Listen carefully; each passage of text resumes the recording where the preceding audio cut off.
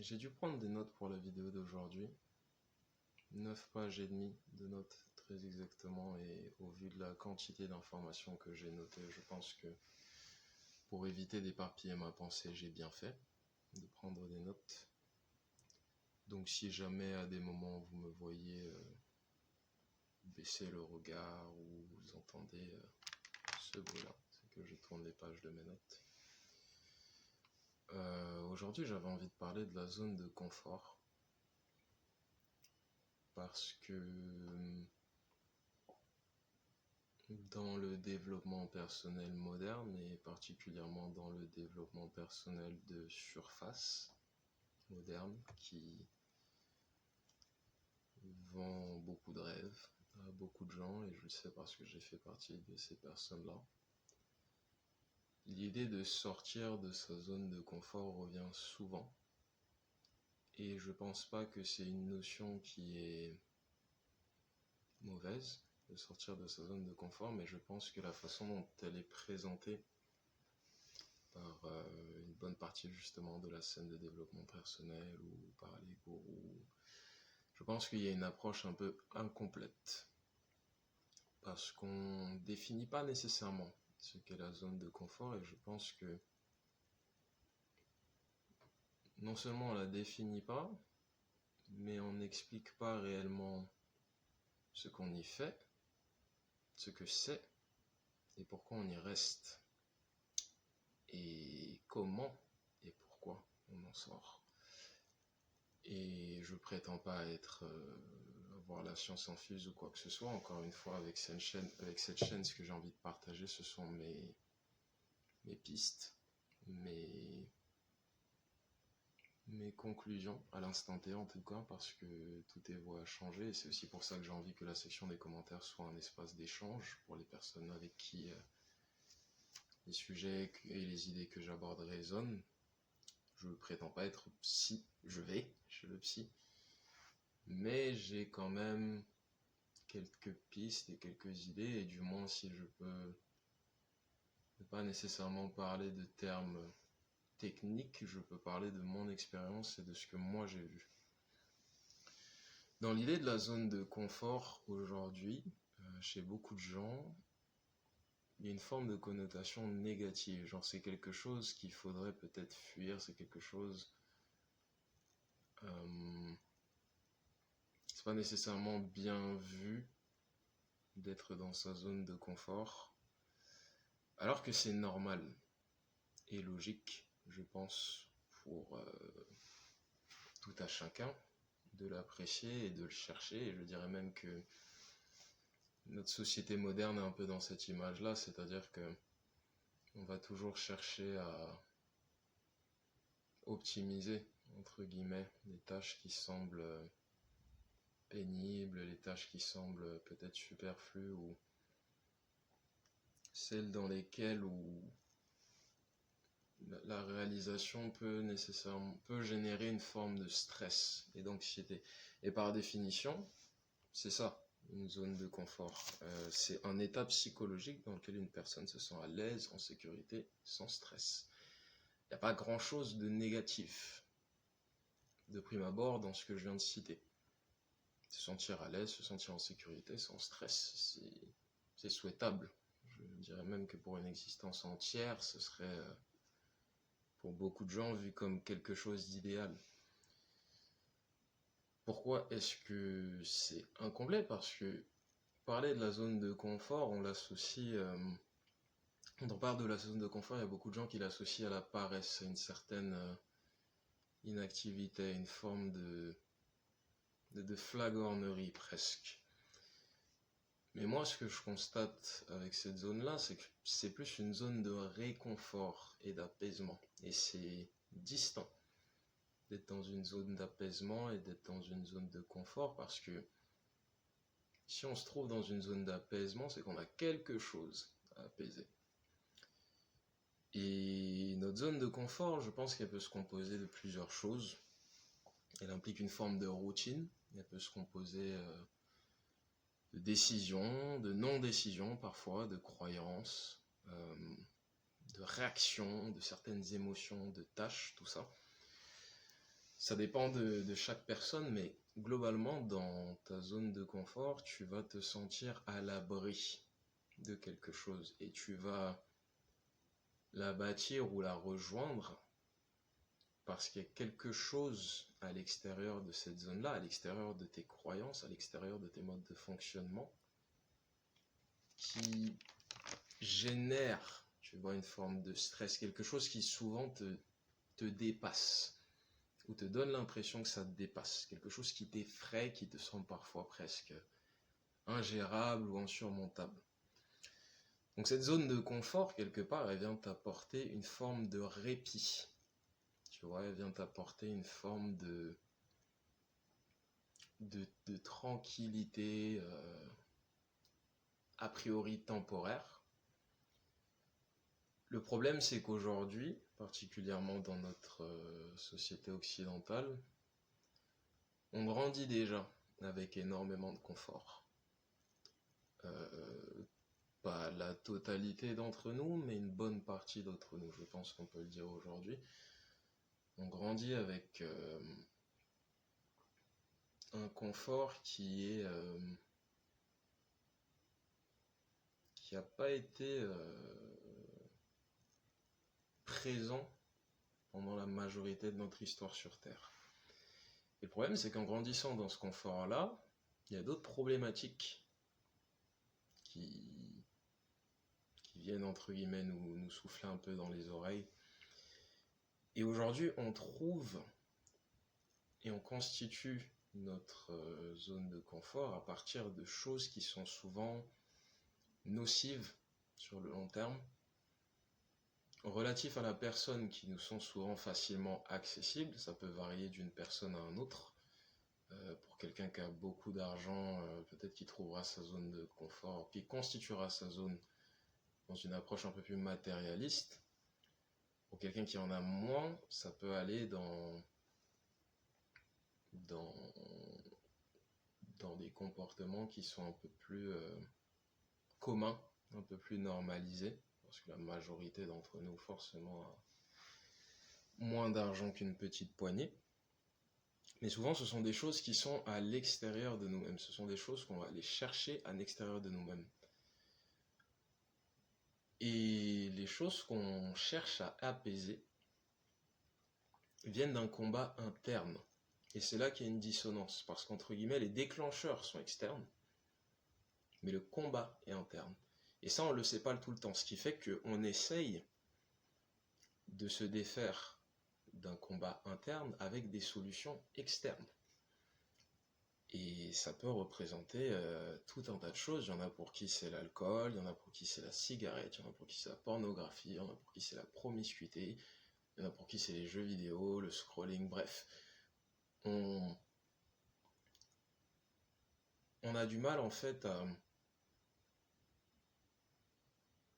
à réaliser que ce combat vient dire quelque chose de nous par rapport aux déclencheurs. Et des fois, on est face à des déclencheurs qui sont extrêmement violents. Donc c'est logique en fait qu'on soit attiré par des solutions de répit qui soient facilement accessibles, parce qu'il y a énormément de déclencheurs qui sont aujourd'hui intégrés dans beaucoup de nos vies et qui parfois, même sans nécessairement qu'on puisse avoir de contrôle dessus, nous donnent l'impression qu'il nous faut interagir avec. C'est pour ça par exemple que moi je regarde plus les informations, parce qu'il y a énormément de choses dans les informations avec lesquelles je sais que je ne peux pas interagir. Je pars du principe qu'aujourd'hui j'ai pas besoin de tout savoir, et qu'à l'ère de l'information, les choses que j'ai besoin de savoir, réellement besoin de savoir, finissent toujours par m'arriver d'une façon ou d'une autre. Et le souci, c'est qu'avec ces solutions externes, le problème, il continue de se manifester, mais il continue de se manifester d'une façon différente, parce que on a commencé à créer une forme de familiarité avec ces solutions. Hier, quand j'étais sur Instagram, j'ai revu une vidéo d'un conférencier anglais Il parlait d'une expérience où ils avaient mis entre guillemets des rats, je crois qu'ils avaient mis des rats dans une cage et qu'ils leur avaient donné deux sources d'eau différentes, une avec de la drogue et une sans drogue. Et que dans la cage, les rats privilégiaient toujours l'eau avec la drogue.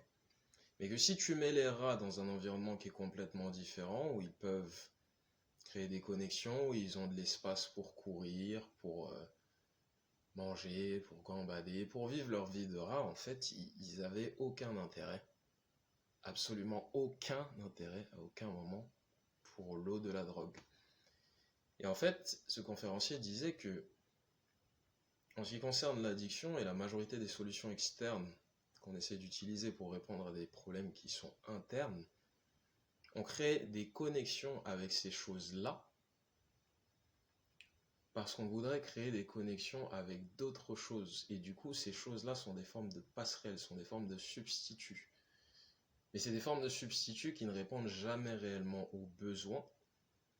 Mais comme elles sont facilement accessibles, entre guillemets, elles ont toujours ce côté un peu plus séduisant, tu vois, où si par exemple c'est un problème d'estime, et que tu as la sensation de ne pas mériter ce que tu veux réellement, tu sais que la solution externe que tu utilises ne te posera jamais la question de savoir. Tu seras toujours assez bien pour tes vices, entre guillemets, j'aime pas trop les appeler comme ça, mais voilà. Tu seras toujours assez bien pour la cigarette, tu seras toujours assez bien pour l'alcool, tu seras toujours assez bien pour la passerelle, pour le substituer. C'est là, je pense, que se situe le réel danger, et c'est une chose dont on ne parle pas réellement quand on dit aux gens de sortir de leur zone de confort. Parce que renoncer à ce confort, ça implique aussi par conséquent de renoncer à ces connexions, aussi nocives soient-elles. Sauf que, étant donné que ce sont des choses qui sont venues répondre à une situation qui était originellement problématique, on a commencé à créer des attachements à ces choses-là. On a commencé à devenir attaché à nos peurs, on a commencé à devenir attaché à nos œillères, on a commencé à devenir attaché à nos croyances. Donc se défaire de tout ça, ça se fait pas en un claquement de doigts. C'est comme, de la même façon qu'on a créé une connexion à la chose, on crée des connexions aux personnes, et se défaire des attachements qu'on crée aux personnes, c'est pas évident. Même quand c'est des relations qui sont nocives, ou quand c'est des, entre guillemets, quand la recherche profonde de l'alignement, ce qui pour moi est ce qu'on est tous venus faire ici, l'implique, le requiert. Donc, tout comme c'est pas évident de se défaire de personnes, de lieux, de croyances, c'est pas évident de se défaire de toutes ces solutions externes. Et le problème, c'est que, à force d'être resté dans le petit abri qu'on s'est constitué avec ces solutions externes, aux dépens de ce potentiel alignement, on finit par devenir un peu allergique à tout ce qui en sort, allergique au risque, et allergique à une progression qui est considérée sur le moment comme trop coûteuse. Pourquoi ? Parce que pendant des années ou des mois, moi je sais que ça a été mon cas pendant des années, notamment avec la pornographie, ça a été très difficile pour moi de m'en défaire. Il y a un côté où, entre guillemets, pourquoi est-ce que je prendrais la peine de me défaire de quelque chose qui ne me demande rien pour le stimulus qu'il me procure par contre, pour aller vers quelque chose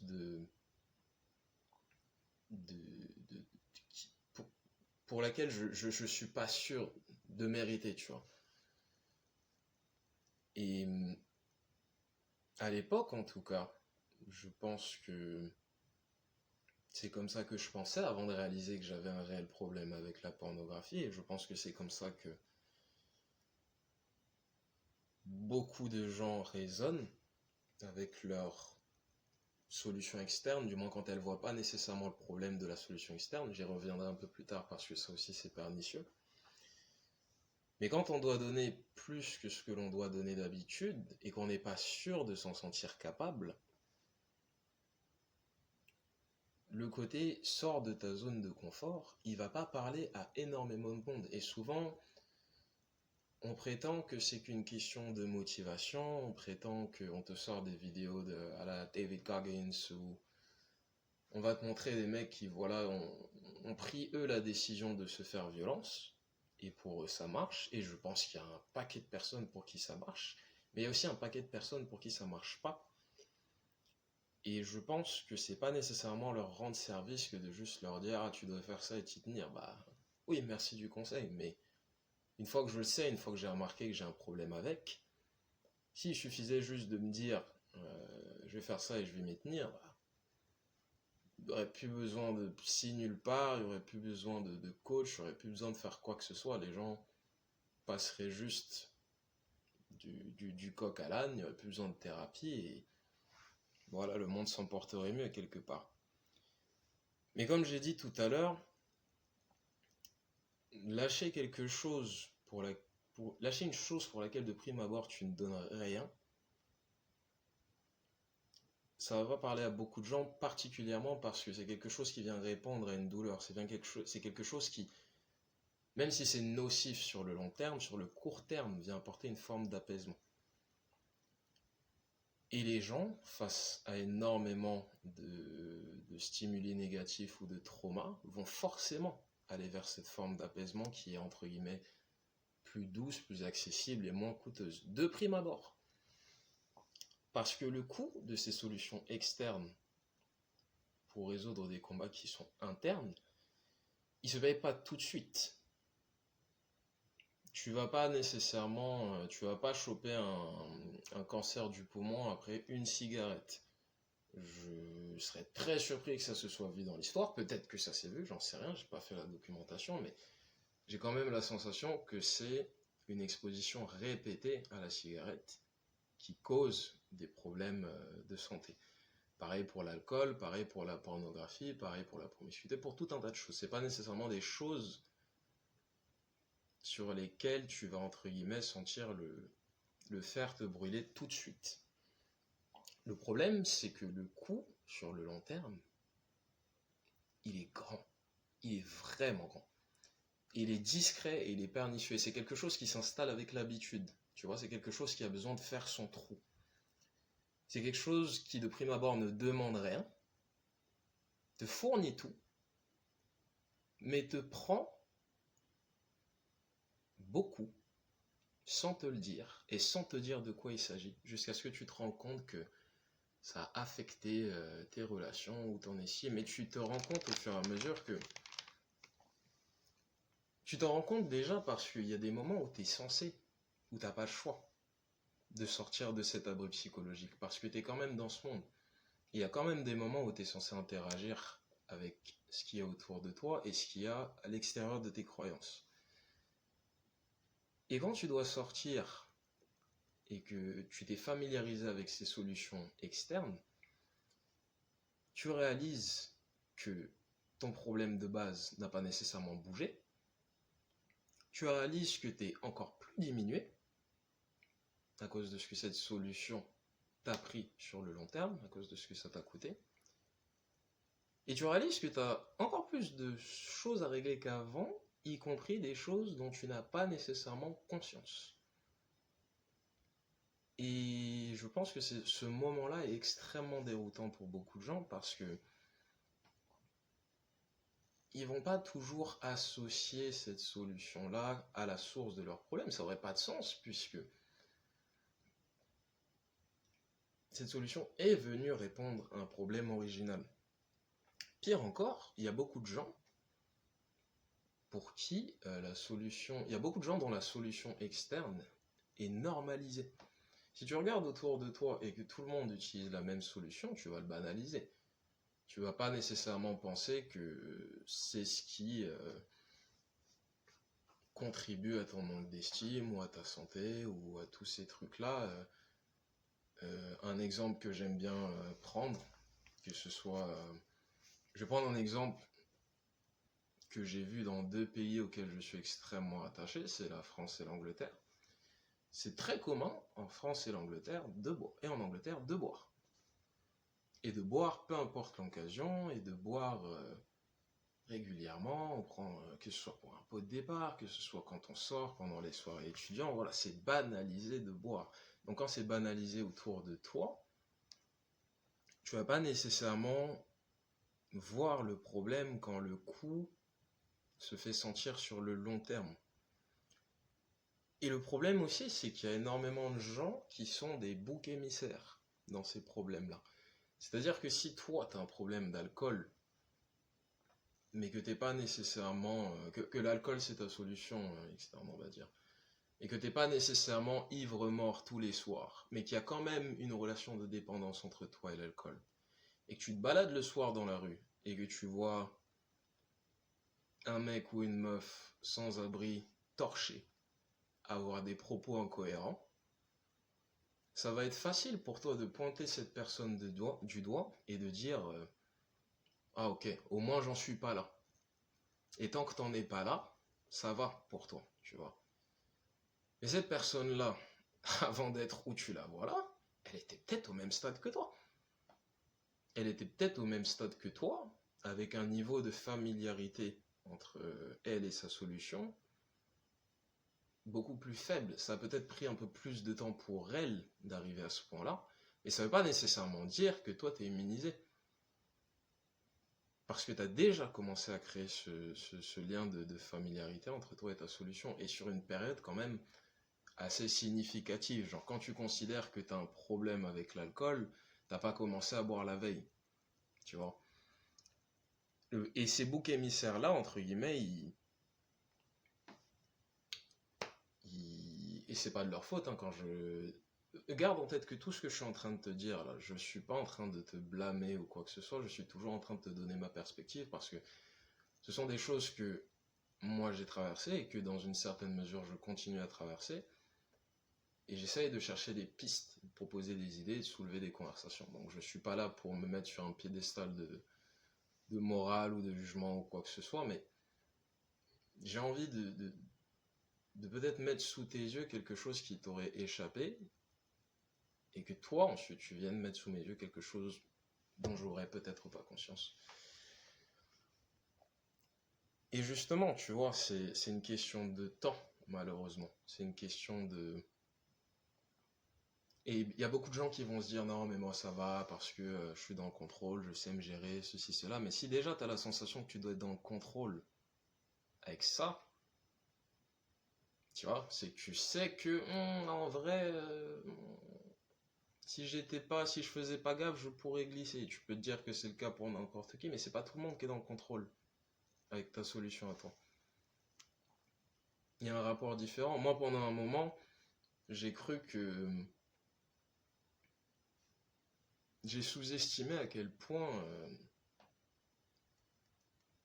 c'était un problème assez commun et en même temps assez étranger à beaucoup de personnes.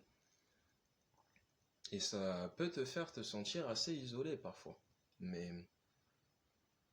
Et c'est ça le souci, tu vois, c'est que tu peux considérer que c'est temporaire, tu peux considérer que c'est insignifiant, mais reste assez longtemps avec une solution externe pour résoudre un problème interne,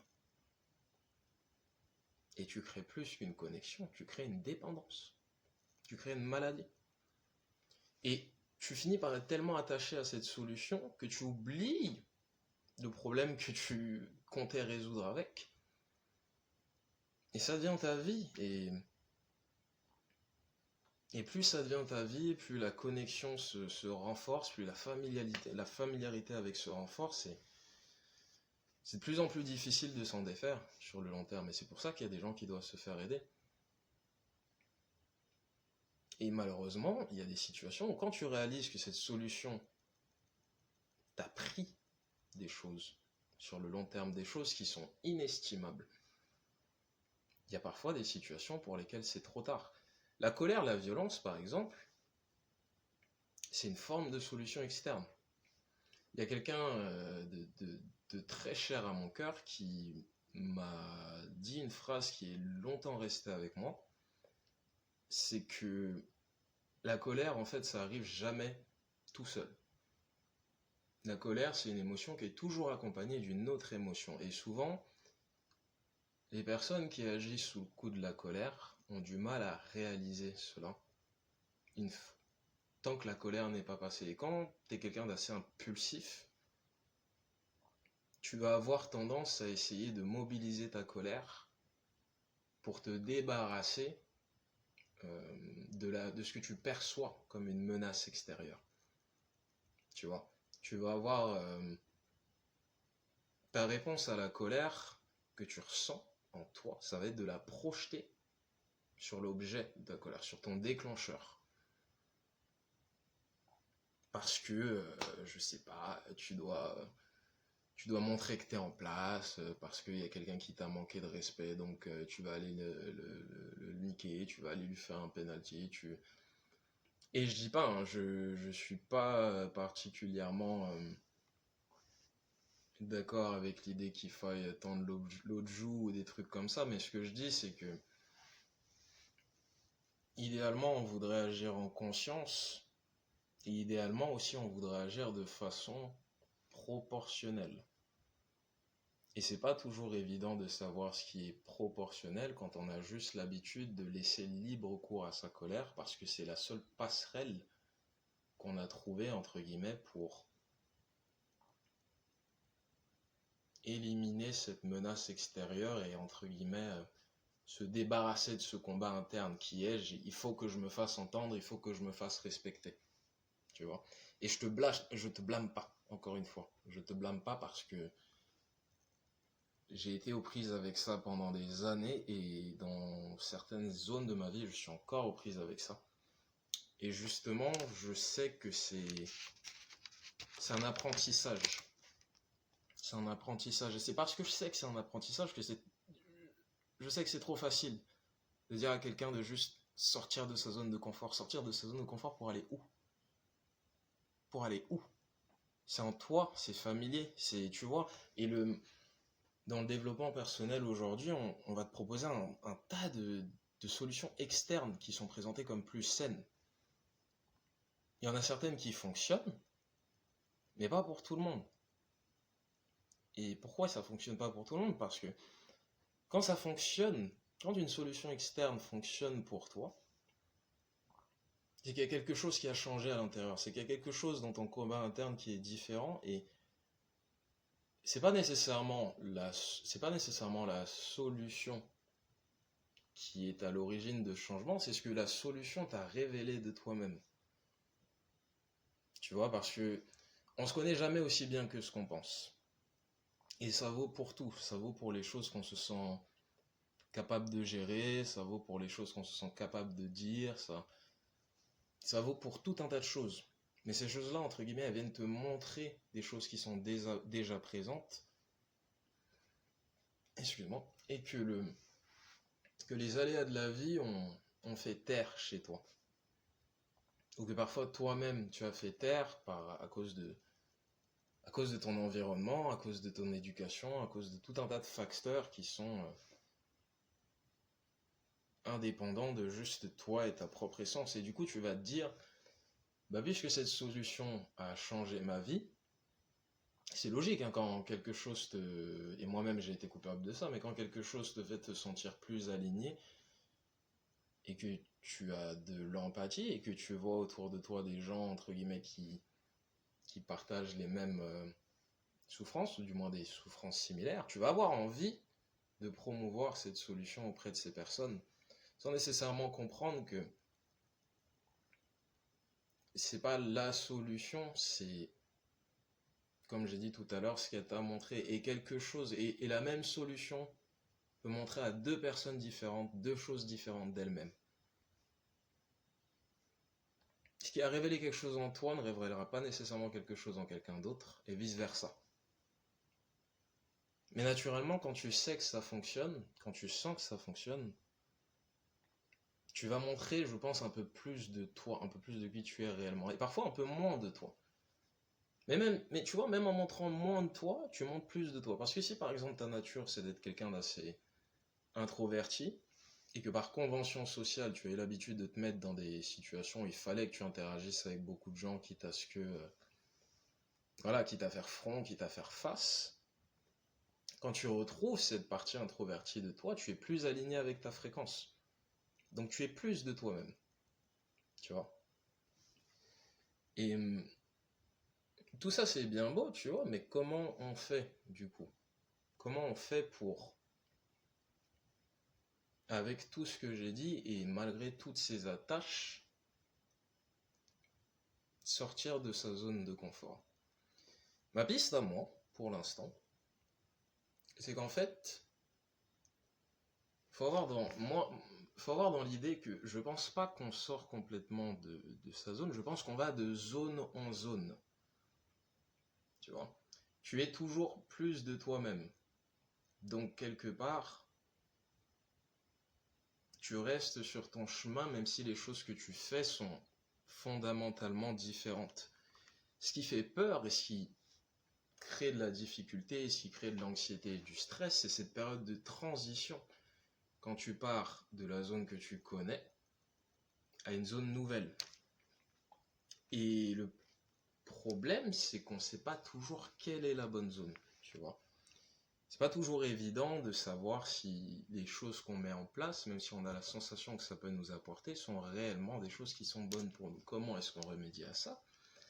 On accepte le fait que c'est pas grave de chercher, de lancer des fléchettes jusqu'à ce qu'il y en ait une qui tombe en plein milieu de la cible, parce que en fait, il suffit qu'une seule fléchette touche la cible pour que la transition se fasse plus douce, pour que tu aies un point d'entrée pour commencer à créer de la familiarité entre la zone précédente et la zone suivante.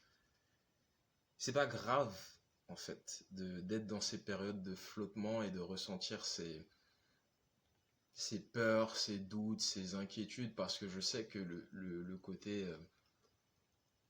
sors juste de ta zone, ça peut être aussi très culpabilisant quand par exemple tu as commencé à faire quelque chose qu'on t'a présenté comme sain et comme bon et que tu n'arrives pas nécessairement à créer des atomes crochus avec. C'est comme avec les gens en fait. Tu peux pas te forcer à apprécier quelqu'un ou tu peux pas te forcer à être à l'aise avec quelqu'un, c'est quelque chose que tu ressens. Et en ce qui concerne ta nouvelle zone de confort, je pense que c'est ce qu'il faut chercher aussi. Et ça implique qu'il y ait des déceptions sur le chemin, qu'il y ait des désillusions, que parfois on se sente perdu, mais comme j'ai dit tout à l'heure, il suffit réellement d'une seule flèche. Et il faut avoir, je pense, pendant cette période de transition, suffisamment de compassion et de patience envers soi-même pour se dire, ok, là je suis dans une période où je teste des choses, là je suis dans une période où j'ai pas encore tous les acquis, et je suis pas censé avoir tous les acquis parce que je navigue. Et se laisser la place d'expérimenter, tu vois, avec des choses qui potentiellement peuvent résonner. Pourquoi? Parce que la zone de confort initiale, elle était séduisante au moment où tu l'as trouvée. Elle était séduisante au moment où tu en avais besoin et c'est ce qui faisait que tu voulais rester dedans. Avec la force des attachements que tu as constitués avec elle, pour que tu puisses être convaincu de quitter cet endroit pour aller vers un autre endroit, il faut aussi qu'il y ait quelque chose de séduisant. Il faut aussi que tu aies la sensation que ça en vale la peine de couper toutes ces connexions, de changer toutes ces habitudes. Et c'est des choses qui viennent de façon différente pour tout un tas de personnes. Ça peut être un déclic, ça peut être... Il y a des gens pour qui c'est un événement grave, mais écoute, c'est leur parcours, c'est pas souhaitable pour tout le monde, mais si c'est comme ça que ça devait se passer, bah c'est comme ça que ça se passe. Et parfois, justement dans cette période de tâtonnement, c'est pas rare qu'on aille vers des choses qui sont un peu similaires à ce qu'on faisait avant, mais qui sont un peu plus proches de ce qu'on cherche réellement dans notre alignement. Par exemple, passer de la cigarette à la vape. Tu passes de la cigarette à la vape, mais ce que tu cherches au fond, ce à quoi la cigarette vient répondre, c'est un besoin de quiétude, tu vois, c'est un besoin de sérénité. Et la cigarette, pour toi, c'est une passerelle, et la vape, c'en est une autre. Mais ce que tu cherches réellement, c'est ce calme-là. Si tu es accro à la pornographie, comme moi j'étais, euh, il y en a qui, par exemple, vont aller soit vers des relations sans lendemain, soit vers des relations tarifées. Mais ce que tu cherches réellement, moi je sais que ce que je cherchais réellement, et c'est d'ailleurs pour ça que j'aurais jamais pu le trouver dans la pornographie, c'est que je cherchais de la connexion. Je cherchais de l'intimité. Et entre guillemets, si tu passes de quelque chose de très facilement accessible à quelque chose d'un peu plus difficilement accessible, ce que sont les relations sans lendemain, les relations tarifées, les trucs comme ça, mais que c'est toujours aussi éloigné de ce que tu recherches fondamentalement, tu vas pas résoudre le problème. Tu vas entre guillemets passer d'une zone à une autre, et c'est pas nécessairement grave, parce que je pense que quand tu es dans la dynamique de résoudre le problème, tu vas vite te rendre compte de ces choses-là. Tu vas vite te rendre compte que ouais, ok, c'est intéressant, mais c'est toujours pas vraiment ce que je cherche. En ce qui concerne l'alcool, par exemple, si tu passes de l'alcool à quelque chose d'un peu plus soft, genre le cannabis, et je ne veux pas lancer de débat, le cannabis est beaucoup plus soft que l'alcool, vous pourrez jamais me faire changer d'avis dessus. Ce que tu cherches quelque part, c'est, je pense, du courage, ce côté un peu plus, j'ai pas envie de dire désinhibé parce que j'ai pas la sensation que ça fasse la même chose, mais tu te sens un peu plus adéquat, tu te sens un peu plus à l'aise, tu te sens un peu plus en phase, et comme t'es pas nécessairement à un stade de ta vie où tu es capable de te fournir ça toi-même, tu as cette passerelle-là. Et moi, mon idée, ma piste aujourd'hui, c'est de se défaire complètement de la passerelle. C'est de tendre en tout cas à se défaire complètement de la passerelle. Et s'il faut passer par toutes ces étapes-là, s'il faut passer par des substituts, des intermédiaires, c'est pas nécessairement grave parce qu'au final, il n'y a que toi qui sais et qu'il n'y a que toi qui peux te rendre compte sur le moment que, ok, peut-être que c'est ce dont j'avais besoin pendant cette période de ma vie pour me rendre compte qu'en vrai, c'est pas ce dont j'ai besoin. Et c'est là que la compassion et la patience est importante parce que tu veux quand même que ce soit quelque chose de pérenne. Dans l'idée de se faire violence, il va y avoir un côté extrêmement radical sur le moment. Mais entre guillemets, tu veux te forcer parfois à avaler des choses qui sont pas nécessairement en accord avec ton alignement. On est tous différents, on a tous nos systèmes de valeurs, on a tous nos ambitions, on a tous nos objectifs et on aura forcément tous des solutions qui sont personnalisées. Et parfois, c'est important de se faire aider. Moi, j'ai choisi de me faire aider, par exemple, en parlant un peu plus de ce que je ressentais à mes proches, et notamment en essayant d'être un peu plus vulnérable, parce que j'étais quelqu'un qui avait tendance, et encore aujourd'hui peut-être je le suis, mais étant donné que je fais ces vidéos maintenant, j'ose me dire que je me soigne. Au-delà de ça, j'ai commencé à en suivre ici, mais bref.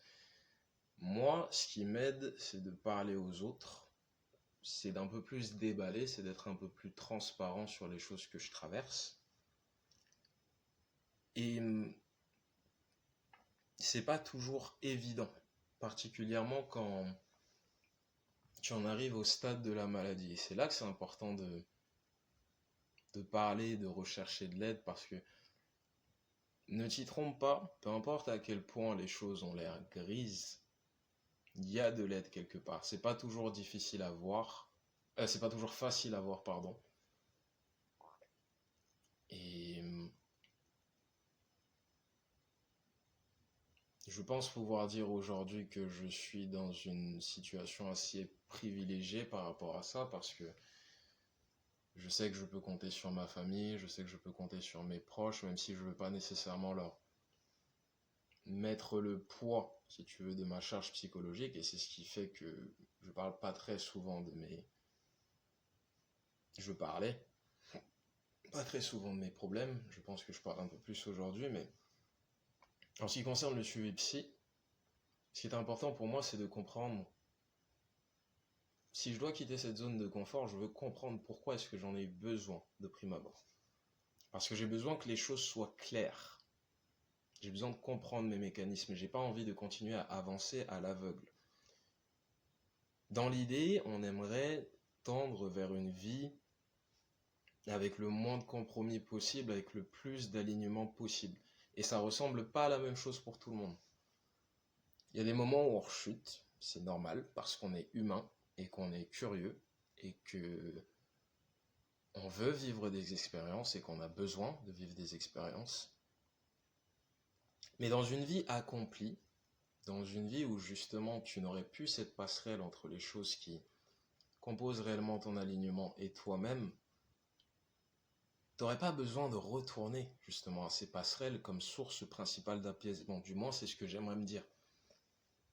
Et quand il y a des frustrations qui naissent, c'est plus des frustrations qui sont liées à ce que ces passerelles te prennent. Quand il y a des frustrations qui naissent de tes circonstances et que tu sens que tu veux passer à la zone de confort suivante, tu y vas avec plus de quiétude. Parce que tu sais que principalement la difficulté, elle réside dans cette période de transition où tu vas devoir changer tes habitudes. Et dans cette période de transition, il faut de la compassion, il faut de la patience. Essaye de le voir comme si tu devais apprendre à... Si tu as un enfant dans ton entourage à qui tu tiens particulièrement, essaye de le voir comme si tu devais lui apprendre à faire du vélo. Tu vois? Essaye de te traiter comme tu traiterais un enfant à qui t'apprend à faire quelque chose qu'il a réellement envie de faire, mais qui ne sait pas nécessairement comment faire. Quand l'enfant se sent découragé, quand il a la sensation qu'il n'y arrive pas, t'as pas envie de lui... Enfin, il y a beaucoup de gens qui le font par mécanisme, mais dans l'idée, t'as pas envie de lui mettre encore plus de blâme, encore plus d'incertitude sur le dos, lui dire mais t'arrives vraiment à rien, ceci, cela, parce que tu sais que toi aussi il a fallu que t'apprennes à faire du vélo. T'as envie de lui transmettre de l'amour, des encouragements, t'as envie de lui dire prends ton temps, si tu veux on peut commencer avec 3 roues, ceci, cela, parce que tu sais qu'au final ce qui compte, c'est la progression, c'est pas nécessairement qu'il y arrive tout de suite. Et je pense que c'est utile d'avoir ce même rapport-là avec soi-même. Et quand on n'arrive pas à se le donner soi-même, si on a la chance d'avoir un entourage aussi comme beaucoup de personnes, moi y compris, tu as une forme de foi, tu as une forme de quelque chose qui te... Une croyance, quelque chose en lequel tu crois. Ça peut être un concept, ça peut être une religion, ça peut être ce que tu veux, mais quelque chose qui, entre guillemets, t'apporte cette forme de compassion et de patience dont tu as besoin. Si c'est quelque chose, si c'est une chose dans laquelle tu crois, tu sauras de quoi je parle. Là, je commence un peu à m'étaler, mais voilà. Et souvent, on veut précipiter le changement, tu vois, je pense. Surtout quand on est fatigué de nos mécanismes ou quand on a la sensation de stagner ou que, à l'âge qu'on a, on devrait être ailleurs. Mais les fleurs, ça pousse pas d'une traite. Tu peux pas forcer une fleur à pousser. Et dans ta situation, faut te dire qu'avec toi-même, c'est comme si tu plantais une graine dont personne, pas même toi, ne connaît les conditions optimales de pousse ou d'entretien. Pas même toi. Au fond de toi, ton essence le sait. Et ton essence, entre guillemets, c'est ces confirmations-là. C'est quand tu sens que tu fais quelque chose et que quelque chose en toi se débloque. Quelque chose en toi se révèle. Ça, c'est ton guide. Ça, c'est ton intuition. Ça, c'est quelque chose qui doit justement te servir de fil d'Ariane pour t'emmener vers ce que je pense être la raison de notre présence dans cette expérience humaine, l'alignement le plus honnête et le plus authentique possible entre l'intérieur et l'extérieur. Donc ton essence, elle sait, et toi, tu découvres. Donc voilà, 9 pages de notes. La vidéo est beaucoup plus longue que ce que j'imaginais. Si tu as regardé jusqu'au bout, bah merci à toi. Et si c'est pas le cas, j'espère que dans les minutes que tu as regardé, tu auras quand même trouvé quelque chose d'intéressant et quelque chose de suffisamment pertinent parce que je sais qu'aujourd'hui, les formats longs, c'est pas ce qui intéresse la majorité des gens, mais quand j'ai quelque chose à dire, je pense que voilà, j'ai pas nécessairement envie de mettre de limite dessus. Donc si jamais ça résonne avec toi, n'hésite pas à me dire dans les commentaires les choses avec lesquelles tu es aux prises, si jamais il y a quelque chose qui... si jamais tu as envie de rebondir sur quelque chose que j'ai dit, et garde en tête que c'est un espace, voilà, t'es en sécurité, tu peux partager ta vie sans jugement. Moi, tout ce que je cherche, voilà, c'est des connexions, c'est des conversations. Donc je te laisse avec ça, et je te dis à la prochaine vidéo. Prends soin de toi.